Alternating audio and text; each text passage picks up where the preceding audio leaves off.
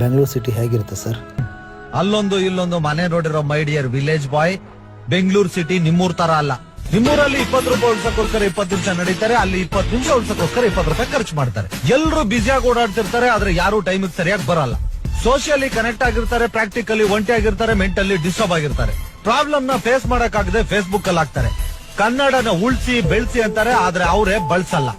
Smart phone ಇರೋರು life is boring ಅಂತ ಹಾಕ್ತಾರೆ, ಸ್ಲಮ್ ಅಲ್ಲಿ ಇರೋರು ಲೈಫ್ ಈಸ್ ಬ್ಯೂಟಿಫುಲ್ ಅಂತ ಎಂಜಾಯ್ ಮಾಡ್ತಿರ್ತಾರೆ. ಫೋನ್ ಬಿದ್ರೆ ಅಳ್ತಾರೆ, ಫ್ರೆಂಡ್ಸ್ ಬಿದ್ರೆ ನಗ್ತಾರೆ. ಸಿಗ್ನಲ್ ಲೈಟ್ ಬಿದ್ರು ಕಾರ್ ನಿಲ್ಸಲ್ಲ, ಬೆಕ್ಕಡ್ಡ ಬಂದ್ರೆ ಕಾರ್ ನಿಲ್ಲಿಸ್ತಾರೆ.